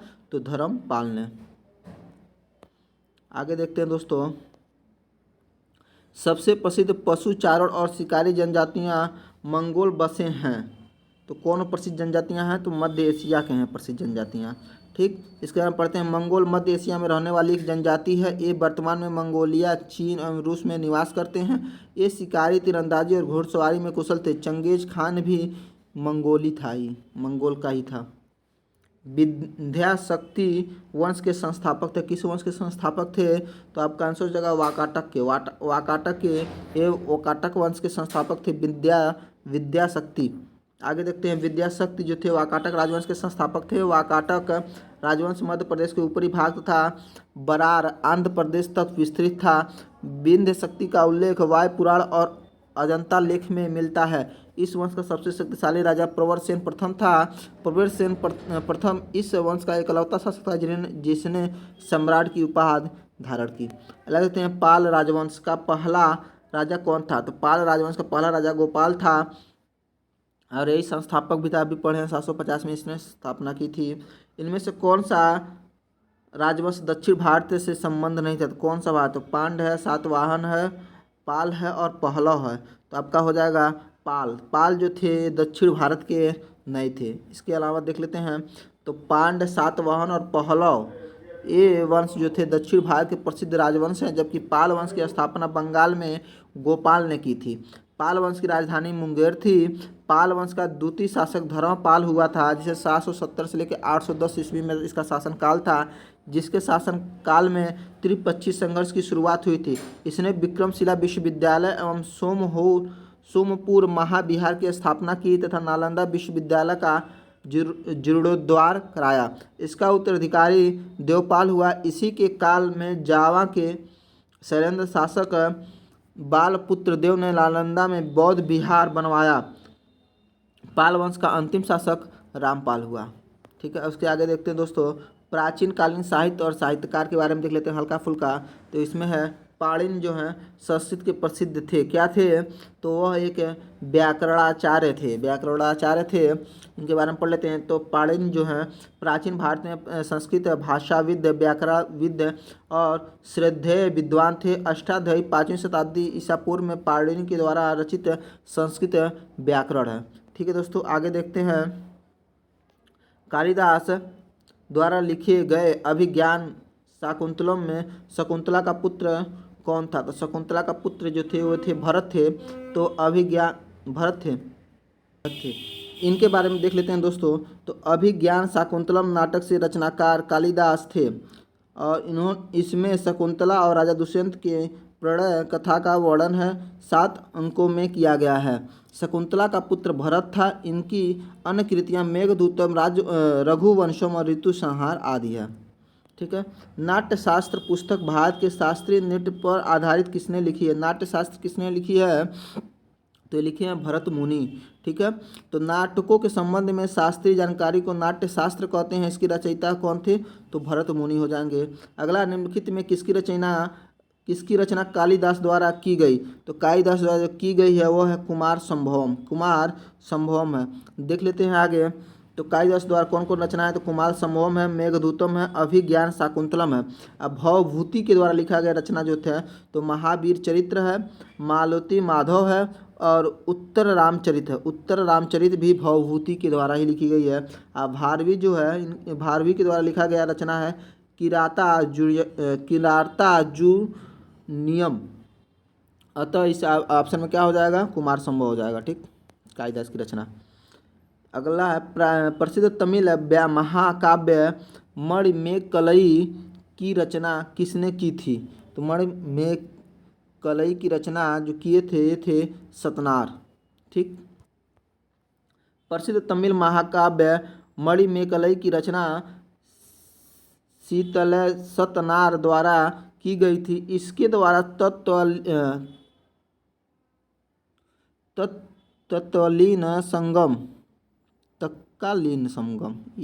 तत्कालीन संगम समाज और राजनीति के विषय में जानकारी मिलती है, जिसमें चेर, चोल, पांड आदि का राजनीतिक विवरण मिलता है। ठीक, निम्नलिखित में कौन सी पुस्तक विष्णु शर्मा द्वारा लिखित है। तो विष्णु शर्मा द्वारा जो है पंचतंत्र की कहानियाँ जो लिखे थे विष्णु शर्मा थे। अब विष्णु शर्मा पंचतंत्र हो जाएंगे, कौटिल्य जो अर्थशास्त्र हो जाएगा, मेगास्थनीज इंडिजा हो जाएगा और कल्लड़ जो है राजतरंगड़ी हो जाएगा कल्लड़ का। ठीक है, आगे देख लेते हैं दोस्तों मुद्रा राक्षस नाटक किसने लिखा है। तो मुद्रा राक्षस जो नाटक है वो लिखे हैं विशाखा दत्त ने। और देख लेते हैं तो विशाखा दत्त जो लिखे हैं वह है मुद्रा राक्षस है, देवी चंद्रगुप्तम है और राघवानंद नाटकम है। और उसके बाद सोमदेव का देख लेते हैं। तो सोमदेव का है कथा सरितस सागर है और कालिदास का रघुवंशम है, अभिज्ञान शाकुंतलम है, कुमार संभवम है। आप बोधायन का देखेंगे तो सुलभ सूत्र है और स्रोत सूत्र है। ठीक, आगे देखते हैं साहित्यिक कृति रत्नावली किसकी कृति है। तो रत्नावली जो है आपका हर्षवर्धन की कृति है रत्नावली। इसके आगे देख लेते हैं तो हर्षवर्धन जो थे इनकी रचनावली थी, रत्नावली थी, प्रियदर्शिका थी और नागानंद थी। चाणक्य की अर्थशास्त्र हो जाएगी, शूद्रक की मृच्छकटकम हो जाएगी, शूद्रक का मृच्छकटकम हो जाएगा, कालिदास का मेघदूतम, कुमार संगम और ऋतु संहारम हो जाएगा। ठीक है, अगला है दोस्त साहित्यिक कृति रत्नावली किसकी कृति है। तो रत्नावली आपको बताना किसकी कृति है, तो यह है हर्षवर्धन का। और आगे देख लेते हैं हर्षवर्धन की रचना जो है ये रत्नावली है, प्रियदर्शिका है, नागानंद है, चाणक्य का अर्थशास्त्र है, शूद्रक का मृच्छकटकम है, जो कालिदास है यह मेघदूत है, कुमार संभवम है, ऋतु संहार है। अगला है दोस्तों भारत की महान साहित्यिक कृतियाँ मेघदूत और अभिज्ञान शाकुंतलम की रचना किसने की है। तो किसने की अभी आप ऊपर देखे हैं कालिदास ने किया है। और उनके आगे और देख लेते हैं रचनाएं जो हैं, तो मालिका विघ्नमित्रहम है, फिर अभिज्ञान शाकुंतलम है, फिर विक्रम उर्सियम है, फिर कुमार संभवम है, रघुवंशम है, मेघदूतम है आदि सब रचनाएं इनकी कालिदास की हैं। भास की रचनाएं देखेंगे तो है प्रतिमा नाटकम है, बाल चरित्रम है, दूत वाक्यम आदि हैं। चाणक्य की रचनाओं को देखेंगे तो इनका है आपका चाणक्य का हो जाएगा अर्थशास्त्र है, और शूद्रक की रचना देखेंगे तो मृच्छकटकम है, वासवदत्ता है आदि है। ठीक है, आगे देखते हैं दोस्तों राजतरंगिणी के लेखक कौन है। तो राजतरंगिणी के लेखक आपके कल्हड़ कौन है, कल्हड़ हैं। इनके बारे में देख लेते हैं। तो राजतरंगी कल्हड़ द्वारा रचित एक संस्कृत ग्रंथ है, इसमें कश्मीर और इतिहास का वर्णन है जो महाभारत की शैली पर आधारित है। इसकी रचना 12वीं शताब्दी के आसपास में मानी जाती है। राजतरंगिणी में कुल 8 तरंग हैं। इसके प्रथम 3 तरंगों में राजवंशों की सूची दी गई है। ठीक है दोस्तों, आगे चलते हैं। अगला है पंचतंत्र नामक कहानी संग्रह के लेखक का नाम बताइए। तो पंचतंत्र जो कहानी जो लिखी गई है किसके द्वारा लिखी गई है बताना है आपको। तो यह विष्णु शर्मा है और पंचतंत्र कहानी संग्रह विष्णु शर्मा द्वारा लिखी गई है। पंचतंत्र एक नीति से संबंधित पुस्तक है। संस्कृत की अन्य प्रमुख रचनाएं बुद्धचरित्र है। अगला है आपका सौंदरनंद काव्यम है, फिर सरिपुत्र प्रकरणम है जो अश्वघोष का है, अभिज्ञान शाकुंतलम, रघुवंशम, कुमार संभवम जो है कालिदास का है, तथा 10 कुमार चरितम जो डांडी की है। ठीक, आगे है महाभारत नामक संस्कृत महाकाव्य के लेखक कौन है। तो उसके लेखक बताने हैं। तो महाभारत के लेखक महर्षि वेद व्यास हैं। इसके अलावा महाभारत महर्षि वेद व्यास द्वारा रचित संस्कृत वांग्य का सबसे बड़ा ग्रंथ है जिसमें 1,00,000 श्लोक हैं, इसीलिए इसे सत सहस्त्री संहिता भी कहते हैं। महाभारत में मूलतः कौरव और पांडवों का संघर्ष वर्णित है। रामायण महर्षि वाल्मीकि द्वारा रचित एक दूसरा प्रमुख संस्कृत महाकाव्य है। ठीक है, अगला दोस्तों आर्यभट्टियम नामक पुस्तक आर्यभट्ट ने किस भाषा में लिखी थी। तो किस भाषा में लिखी थी, तो संस्कृत में लिखी थी। आर्यभट्टियम नामक ग्रंथ की रचना आर्यभट्ट ने की थी। यह संस्कृत भाषा में आर्य छंद में काव्य रूप में रचित गणित तथा खगोल शास्त्र का ग्रंथ है। इसकी रचना पद्धति बहुत ही वैज्ञानिक है। इसमें 4 अध्यायों में 121 श्लोक। इसके 4 अध्यायों में कितने श्लोक हैं, 121 श्लोक हैं। इसके बाद प्राचीन संस्कृत ग्रंथ अष्टाध्यायी के लेखक कौन है। तो अष्टाध्यायी के जो लेखक है वो पाणिनि है। अष्टाध्यायी संस्कृत भाषा व्याकरण की प्रथम पुस्तक है के लेखक पाणिनि हैं। इसमें मौर्य काल के पहले का इतिहास तथा मौर्य युगीन राजनीतिक अवस्था की जानकारी प्राप्त होती है। अष्टाध्यायी में कुल सूत्रों की संख्या जो है 3,996 हैं। इसके अलावा देख लेते हैं जो ग्रंथ लेखक जो हैं महाभाष्य के पतंजलि हैं, नाट्यशास्त्र की भरत मुनि, चरक संहिता के चरक हैं। सुश्रुत संहिता किस विषय से संबंधित है। तो किस विषय से संबंधित आपको बताना है। तो सुश्रुत जो संहिता है वो चिकित्सा एवं शल्य चिकित्सा से संबंधित है। इसके बारे में देख लेते हैं दोस्तों। तो सुश्रुत संहिता चिकित्सा एवं शल्य चिकित्सा से संबंधित एक प्राचीन संस्कृत ग्रंथ है। सुश्रुत को भारत में शल्य चिकित्सा का जनक माना जाता है। उन्होंने अपनी पुस्तक सुश्रुत संहिता में 120 प्रकार के उपकरणों, 300 प्रकार के सर्जिकल प्रक्रियाओं का वर्णन किया है। भारत में आयुर्वेद से संबंधित संहिता, चरक संहिता और अष्टांग संग्रह मुख्य तौर पे औषधि से संबंधित हैं। अगला है भारत प्रसिद्ध संस्कृत नाटक स्वप्नवास वदतम किसने लिखा है? तो ये किसने लिखा है? भास ने लिखा है स्वप्नवास वदतम। और इसके अलावा देख लेते हैं स्वप्नवास वदतम जो है भास के द्वारा लिखा गया है। मालविकाग्निमित्रम जो है ये कालिदास के द्वारा है। मृच्छकटिकम जो है शूद्रक के द्वारा है। नाट्य शास्त्र जो है भरत मुनि के द्वारा है। गीत गोविंद और रस मंजरी जो है आपका जयदेव के द्वारा लिखा गया है। अगला महाभारत का दूसरा नाम क्या है? तो महाभारत का दूसरा नाम जय संहिता है। महाभारत का मूल नाम जय संहिता था, जिसे महर्षि कृष्ण द्वैपायन वेदव्यास द्वारा लिखा गया था। महाभारत का प्रारंभिक उल्लेख अश्वलायन गृह सूत्र में मिलता है। इस महाकाव्य में 18 पर्व हैं। इसे पांचवें वेद के रूप में भी पहचाना जाता है। 10 कुमार चरित्र या टेल्स ऑफ द 10 प्रिंसेस की रचना किसने की है? तो ये किया है दांडी ने। किसने? दांडी ने 10 कुमार चरित्र या टेल्स ऑफ 10 प्रिंसेस की रचना। अगला देखेंगे दोस्तों 10 कुमार चरित्रम या टेल्स ऑफ 10 प्रिंसेस दंडी द्वारा प्रणीत संस्कृत महाकाव्य है। इसमें 10 कुमारों का चरित्र वर्णित होने के कारण इसका नाम 10 कुमार चरित्र है। दंडी संस्कृत भाषा के प्रसिद्ध साहित्यकार हैं। आगे देखते हैं तो कालिदास का जो रचना ये क्या है? अभिज्ञान शाकुंतलम है, मेघदूतम है, रघुवंशम है, कुमार संभवम है, मालविकाग्निमित्रम है, विक्रोवंशीयम है, ऋतु संहारम है। पाणिनि की जो है अष्टाध्यायी है, कल्हड़ की राजतरंगिणी है, बाणभट्ट का हर्षचरित और कादम्बरी है। ठीक है, आगे देखते हैं दोस्तों गीत गोविंद किसने लिखा था? तो गीत गोविंद किसने लिखा था बताना आपको। तो गीत गोविंद जयदेव ने लिखा है। तो गीत गोविंद की रचना महाकवि जयदेव 12वीं शताब्दी में ने संस्कृत भाषा में की थी। यह एक गीति काव्य है जिसमें प्रत्यक्ष रूप से कृष्ण और राधा के प्रेम लीलाओं का नाटकीय प्रस्तुतिकरण किया गया है। गीत गोविंद में कुल 12 अध्याय हैं, जिसमें 24 जिन्हें 24 भागों में बांटा गया है। अगला देखते हैं दोस्तों किताब उल हिंद, जिसमें से एक यात्री एक विद्वान की कृति है। किताब उल हिंद किसकी कृति है आपको ये बताना। जो एक यात्री और विद्वान की कृति है किसकी है? तो ये है आपकी अलबरूनी की। किसकी है? अलबरूनी की। इसके बाद देखते हैं अलबरूनी का मूल नाम अबू रेहान था। इसका जन्म 973 में ख्वारिज्म के इलाके में हुआ था, जिसका संबंध उज्बेकिस्तान से स्थापित किया जाता है। अलबरूनी ईरानी मूल का मुसलमान था। 1017 में जब सुल्तान मुहम्मद ने ख्वारिज्म के राज्य पर आक्रमण कर उससे अपने राज्य में मिला लिया तो अलबरूनी भी बंदी के रूप में गजनी में आ गया। अलबरूनी की प्रसिद्ध पुस्तक का नाम किताब उल हिंद या तरीके हिंद था। आगे देखते हैं दोस्तों निम्नलिखित में से किस प्राचीन दार्शनिक ने पदार्थ के सूक्ष्मतम कण के बारे में उल्लेख किया है और इसे परमाणु नाम दिया है? तो ये दिए थे कणाद ने। इसी कणाद ने तो वैशेषिक दर्शन के प्रवर्तक कणाद मुनि को माना जाता है। वैशेषिक दर्शन में कणाद मुनि पदार्थ के सूक्ष्मतम कण के बारे में उल्लेख किया, इसे परमाणु नाम दिया है। आगे देखते हैं इंडिका के लेखक कौन है? तो इंडिका के लेखक जो है मेगास्थनीज हैं। और इसके बारे में देखते हैं तो मेगास्थनीज यूनान का एक राजदूत था जो चंद्रगुप्त मौर्य के दरबार में आया था। ये कई वर्षों तक चंद्रगुप्त के दरबार में रहा।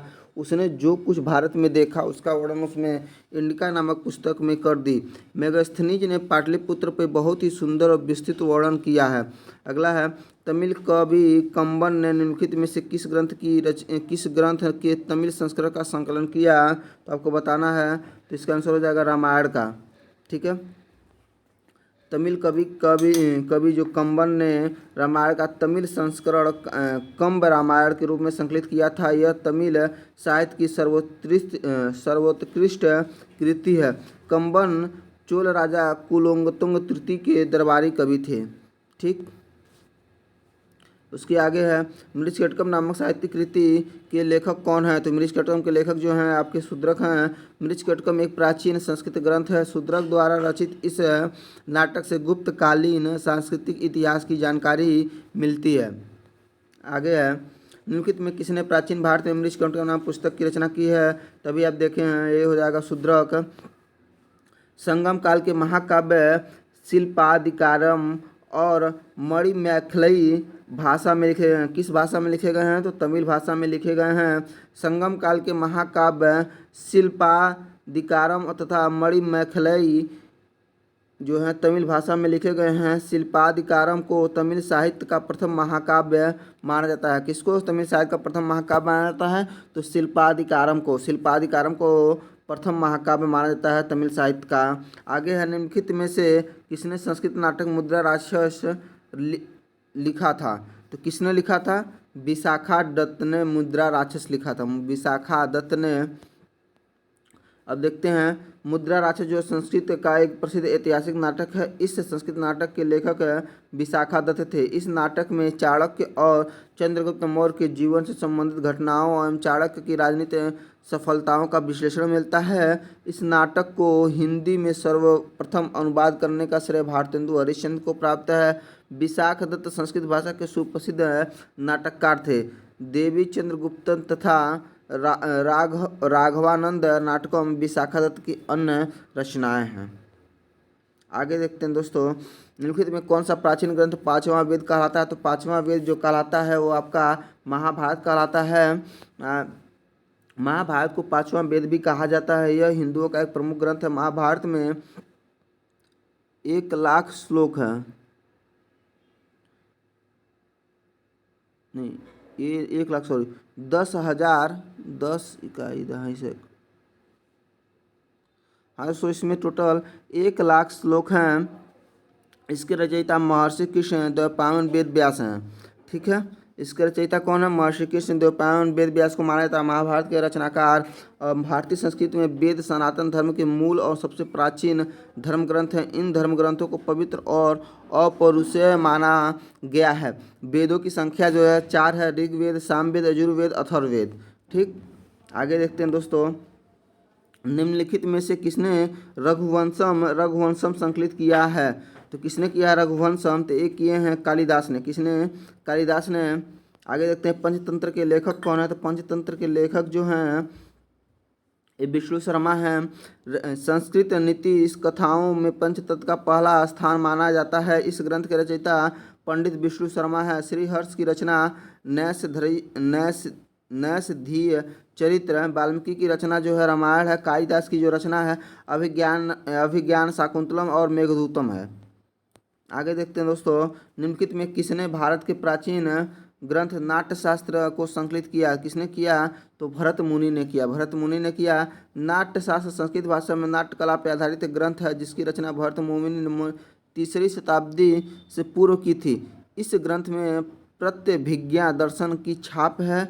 इसके 36 अध्यायों में संगीत, नाटक और अभिनय का संकलन है। आगे है, पंच सिद्धांतिका ब्री संहिता सांख्य सिद्धांता के लेखक कौन है? तो ये हैं आपके बारहमिहिर पंच सिद्धांतिका के लेखक। तो पंच सिद्धांता वृत्त संहिता या सांख्य सिद्धांत के लेखक जो हैं बारहमिहिर हैं। इस पुस्तकों में त्रिकोणमिति के महत्वपूर्ण सूत्र दिए गए हैं जो बारहमिहिर की त्रिकोणमिति ज्ञान होने के परिचायक हैं। इनकी पुस्तक पंच सिद्धांता पांच सिद्धांत ने उसे फलित ज्योतिष में वही स्थान दिया जो राजनीति दर्शन में कौटिल्य का है। व्याकरण में पाणिनि का और विधान में मनु का है। ठीक, आगे है, तिरुक्कुल्लर नामक प्रसिद्ध ग्रंथ के संकलनकर्ता कौन है? तिरुक्कुल्लर के जो प्रसिद्ध ग्रंथ के संकलनकर्ता हैं वे हैं तिरुवल्लुवर। ठीक, अब पढ़ते हैं इसमें। तो तिरुक्कुल्लर नामक प्रसिद्ध ग्रंथ के संकलनकर्ता तिरुवल्लुवर हैं। तिरुक्कुल्लर तमिल भाषा में लिखित एक प्राचीन मुक्तक काव्य रचना है। इसकी रचना काल 6ठी शताब्दी के आसपास है। इसके प्रसिद्ध शुद्ध और जीवन शैली को स्पर्श करते हैं, जबकि कालिदास के मालविकाग्निमित्र की रचना की, कबीर ने बीजक की, मीराबाई ने कृष्ण भक्ति के स्फुट पदों की रचना की।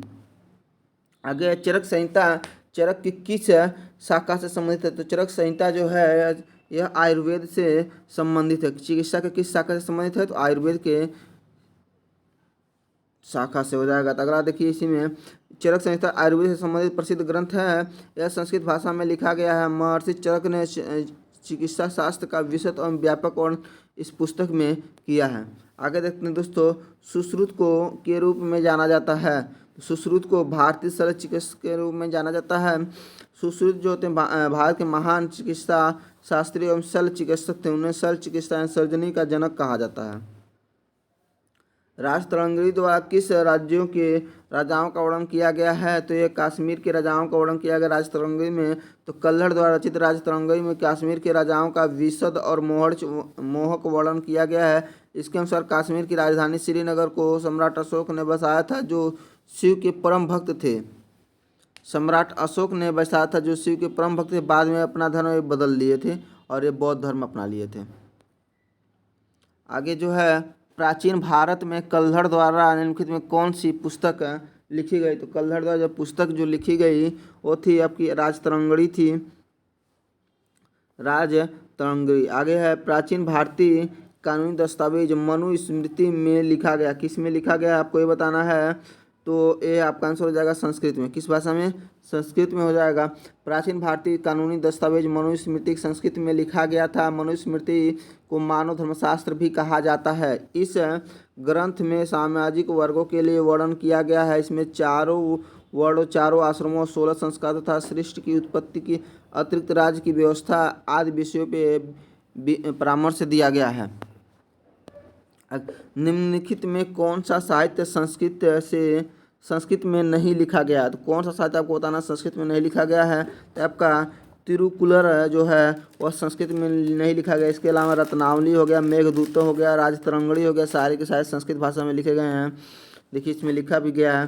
तिरुकुलर जो है तो तिरुवल्लुवर द्वारा लिखा गया है। अब भाषा कौन सी हो जाएगी? तमिल है। रत्नावली जो है हर्ष के द्वारा लिखा गया, भाषा संस्कृत हो जाएगी। राजतरंगी जो है कल्हड़ के द्वारा लिखी गई है और भाषा जो है संस्कृत हो जाएगी। मेघदूतम जो है कालिदास के द्वारा लिखी गई है, अब भाषा जो है ये संस्कृत हो जाएगी।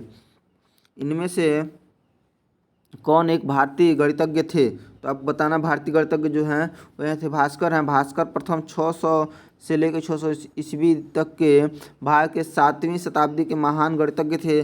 संभवतः उन्होंने सबसे पहले संख्याओं को हिंदू दार्शनिक पद्धति में लिखना आरंभ किया। उन्होंने आर्यभट्ट की कृतियों पे टीका लिखा।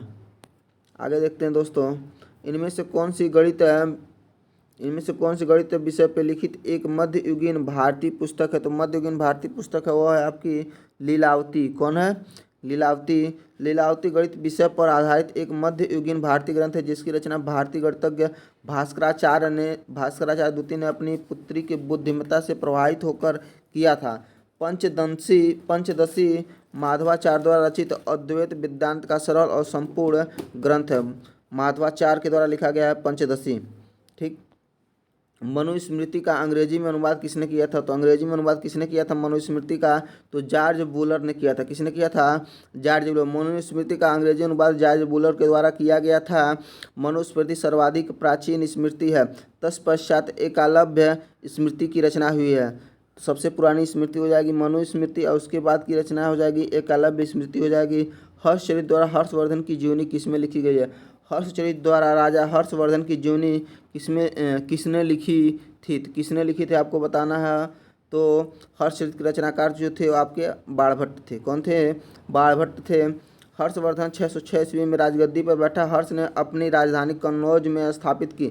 हर्षचरित संस्कृत भाषा में बाणभट्ट द्वारा रचित ग्रंथ है, जिसमें उन्होंने हर्ष के जीवन चरित्र तथा उनके प्रशासन का वर्णन किया है। संस्कृत भाषा का सबसे प्राचीन ग्रंथ है।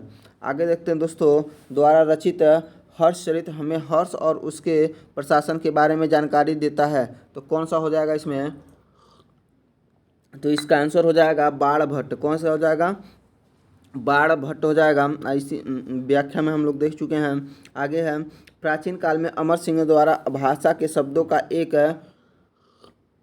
शब्दकोश तैयार किया गया, जिसका नाम अमरकोश था। तो वह किस भाषा में लिखा गया है आपको ये बताना है। तो भाषा आपकी थी संस्कृत। इसके देख लेते हैं। प्राचीन काल में अमर सिंह द्वारा रचित संस्कृत भाषा में अनेक शब्दों का एक शब्दकोश तैयार किया गया था, जिसका नाम अमरकोश था। अमरकोश को विश्व का पहला समांतर कोश कहा गया है। अमर सिंह जो थे चंद्रगुप्त द्वितीय के 9 रत्नों में से एक थे। ठीक। आगे देखते हैं, आपका जो अगला टॉपिक हो जाएगा प्राचीन कालीन स्थापत्य कला, चित्रकला, संगीत कला। ठीक है दोस्तों, तो इस टॉपिक को हम अगले सेशन में करा देंगे। और अगर आप लोगों को ये वीडियो अच्छा लगा तो प्लीज़ मेरे चैनल को शेयर और सब्सक्राइब जरूर करिएगा। सब्सक्राइब करके ही जाइएगा। ठीक है दोस्तों, अपने दोस्तों को बताइएगा कि ये जीके का क्लास यहाँ पे चला जा रहा है। धन्यवाद दोस्तों।